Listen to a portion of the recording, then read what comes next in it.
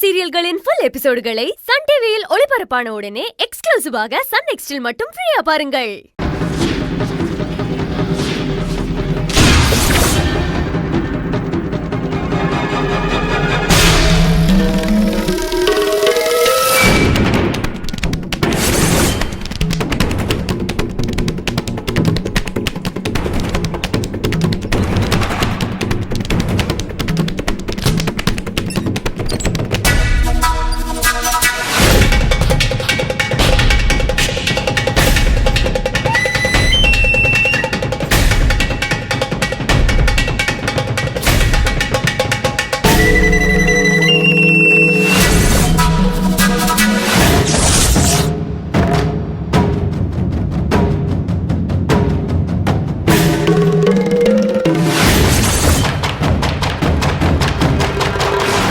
செழியம் கிடைக்கணுங்கிறதுக்காக பெரிய வீட்டில் தியா விளக்கேற்றுற மாதிரி இப்போ எதுக்கு காயத்ரி இங்கே விளக்கேற்றணும்?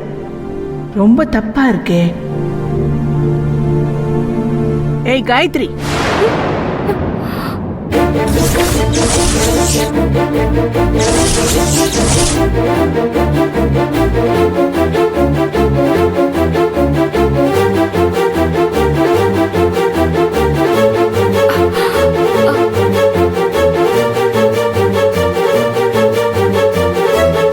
என்ன இது?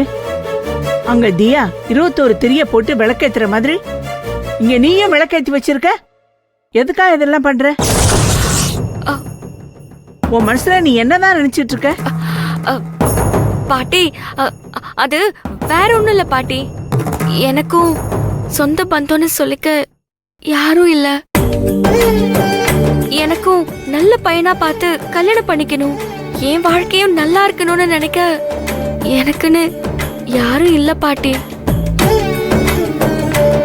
அதான் கடவுள்கிட்ட எனக்கு நல்ல வாழ்க்கைய அமைச்சு கொடு, கல்யாணத்தட அது இதுன்னு தோஷம் ஏதாவது இருந்துச்சுன்னா விலக்கி கொடுன்னு தியா பண்ற பூஜை மாதிரியே நானும் என்னோட வாழ்க்கைக்காக இந்த பூஜையை இங்க பண்ணிக்கிட்டு இருக்கேன். காயத்ரி, நான் வேற உன்னை தப்பா நினைச்சிட்டேன். நீ எதுக்கும் வருத்தப்படாத. நீ மனசுக்குள்ள நினைச்சு கேக்குற வாழ்க்கைய நிச்சயம் இந்த தெய்வங்கள் உனக்கு அமைச்சு கொடுக்கும். பாட்டி, என்ன ஆசீர்வாதம் பண்ணுங்க. நீ நல்லா இருப்ப. கூடிய சீக்கிரம் உன்னை கட்டிக்க ஒரு மகாராஜா வருவான். பாட்டி, உங்க வாயால இந்த வார்த்தையை கேட்க என் மனசுக்கு ரொம்ப சந்தோஷமா இருக்கு.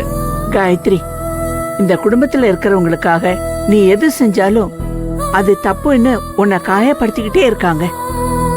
அப்படி இருக்கும்போது நீ யாருக்கும் தெரியாம இந்த வீட்டுக்குள்ள நீ பூஜை பண்ணதை மட்டும் யாராவது பார்த்துட்டாங்கன்னா இத வச்சு பெரிய பிரச்சனைய உண்டாக்கிடுவாங்க. வேண்டுதல் நல்லபடியா முடிஞ்சிருச்சுன்னா இது எல்லாத்தையும் எடுத்து ஓரமா வச்சிரு. என்ன? சரிங்க பாட்டி, நான் பாத்துக்கிறேன். சரி சரி, சீக்கிரம்.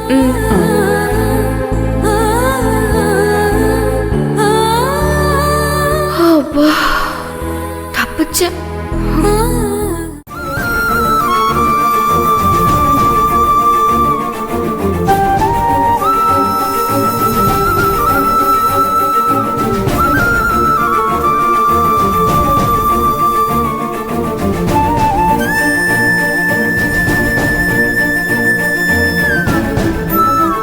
தியா 21 விளக்கு சரியான நேரத்துல ஏத்த முடியாம போன மன வருத்தத்துல எல்லாருமே இருக்கீங்க. யாரும் அதை நினைச்சு வருத்தப்பட வேண்டாம். எல்லாத்துக்குமே நம்ம மனசுதான் காரணம்.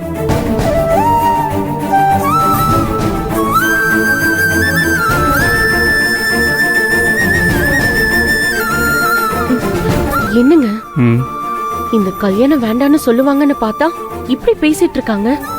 கொஞ்சம் பொறுமையா இரு, என்ன முடிவுக்கு வராங்கன்னு பார்க்கலாம். போங்க. தியா ஃபாரின்ல வளர்ந்த பொண்ணு.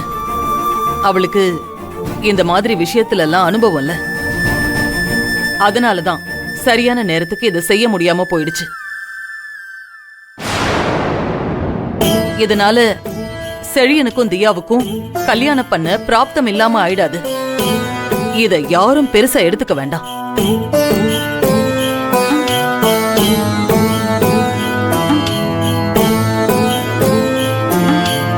இத காரணமா வச்சு இந்த கல்யாணத்துக்கு நாமளே தடங்களா நிக்க வேண்டாம். கடவுள் மேல பாரத்தை போட்டுட்டு அடுத்ததா நிச்சயத்துக்கான வேலைய நாம ஆரம்பிக்கிறது தான் நல்லது. ஆக வேண்டியதை பார்க்கலாம்.